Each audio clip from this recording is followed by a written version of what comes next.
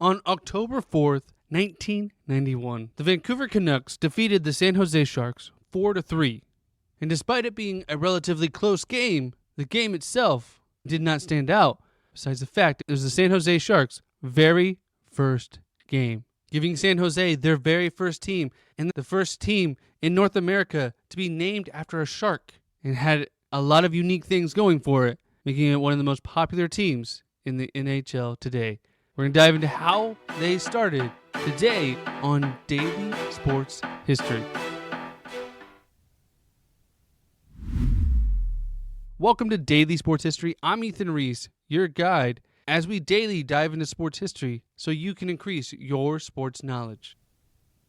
And today's trivia question is, why in the Shark logo do they have a red triangle?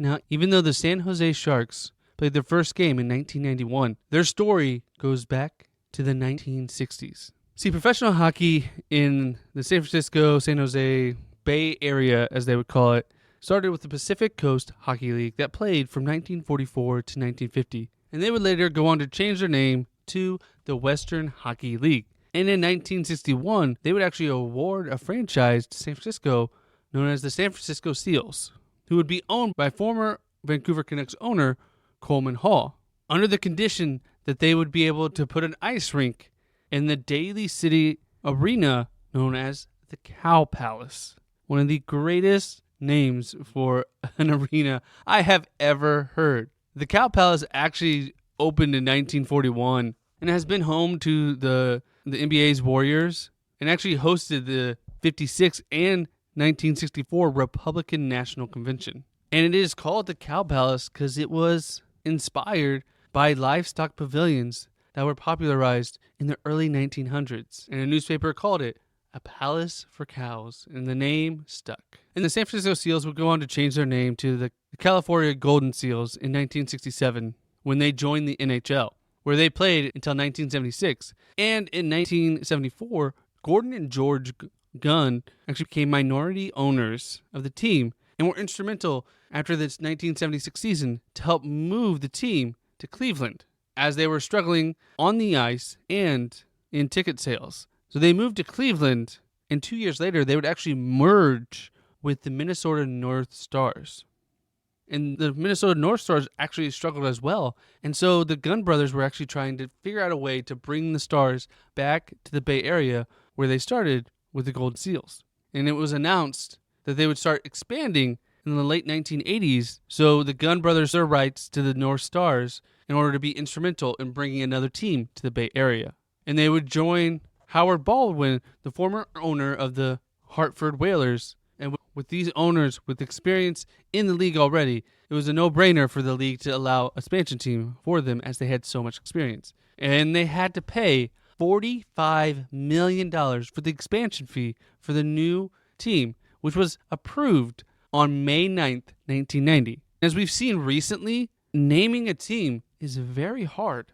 Currently, the NHL is moving their team from Phoenix up to Utah, and Utah still hasn't thought of a name. In the NFL, they struggled for multiple years to change Washington's former name to the Commanders, and they even played under just Washington team for a year. So sometimes it becomes a very hard deal to name your team, because once you name your team, you don't want to change it. You gotta have that solid foundation. And the actual first place winner through all the potential options was Blades, which is in reference to the skates that the players wear.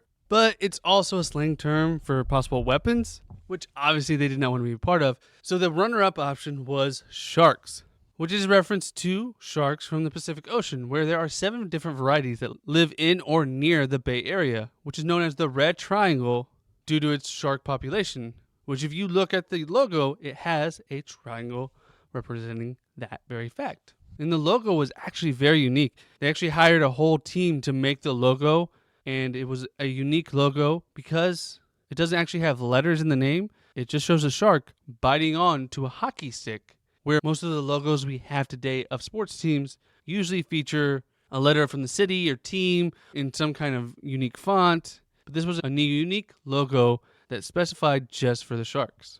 And because of that, it actually was very popular. In their first season, their jerseys were the number one selling jerseys, despite not having a lot of success on the ice, because they looked really cool. And that's what people really liked about it. Now, because they were an expansion team, they were actually able to be part of an expansion draft. Now, the way an expansion draft works is every team in the league saves certain players on their team they can't take, but they leave a few players that usually on their end of the roster that the expansion team can pick from. This way they can fill out their team with some veterans and not only have rookies and free agents fill up their team. You have players that have actually played in the league. This has been successful for multiple teams. And with their first pick, they picked Pat Phelan, who was a journeyman player but played for 9 seasons in the NHL. And during the offseason, they were able to acquire Doug Wilson, who was a 14-year veteran in the NHL and had previously played for the Chicago Blackhawks and had a no-trade clause but waived it in order to play for this new upstart team and became their captain. And what's interesting is the Cow Palace was still there when the San Jose Sharks started their 1991 season, and it was their home again almost 30 years later. As the team was still working on building a new stadium, they went to the Cow Palace, which was a smaller venue, but it made a unique, intimate experience for multiple fans of the team because it was such a smaller venue, but it made it easier to fill up for the season so they could really have success and get a home advantage for their home games. So on October 4th, 1991, the team was finally set. And they came into that first game with Brian Howard being the goaltender, as he had the most experience coming into the season, but Jeff Hackett would end up taking over and play the most games on goalie that year. Doug Wilson was the leader on the defensive side, starting alongside Neil Wilkins. And the forwards were at center, Kelly Kaiso, who also was a team captain, Craig Coxey, and Pat Phelan, who was their first draft pick. Now, Vancouver came out, scored first, but before the end of the first period, Greg Coxey scored the first goal in Sharks history.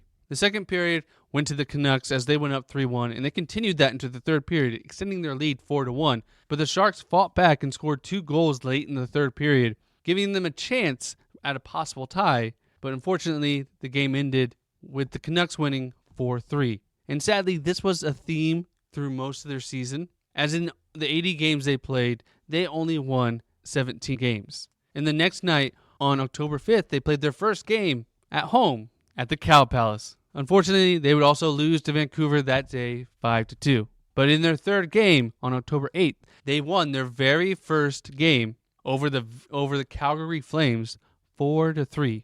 But despite this win, they would go on a 13-game losing streak and struggled, as throughout the season they would allow 10 goals in a game 3 different times, including a club record 11 goals allowed against the Detroit Red Wings. And they would finish the season with 17 wins, 58 losses, and 5 ties, earning 39 points, finishing 6th in the Smythe Division and 35 points behind the next closest team, the Calgary Flames. But their first round pick in the expansion draft, Pat Phelan, led the team with 25 goals, 34 assists, and 59 points.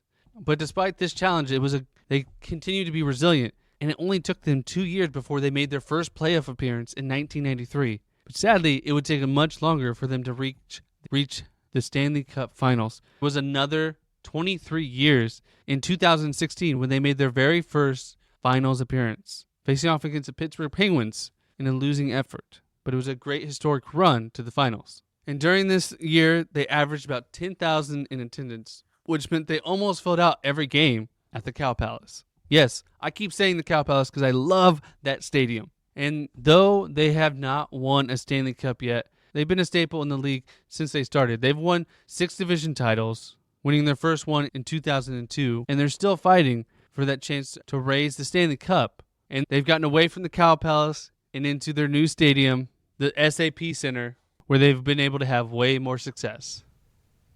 And if you want to learn more about the Sharks, check out the podcast Fin Factor, where Paul, Aaron, and Jason take you through everything you need to know every week about what's going on with the Sharks. From news, trades, games, they'll be there to give you all the information so you can become an even better Sharks fan. And if you enjoyed today's Daily Sports History, please make sure you subscribe wherever you're listening. The best way you can help us out is by subscribing and listening every day. And every time you do, know that I truly appreciate it. And we'll see you next week for more Daily Sports History. In the answer to today's trivia question, why in the Sharks logo do they have a red triangle? It is because San Jose is located in the red triangle, which is known for how many sharks they have in the area, and they incorporated the fact of sharks into their logo.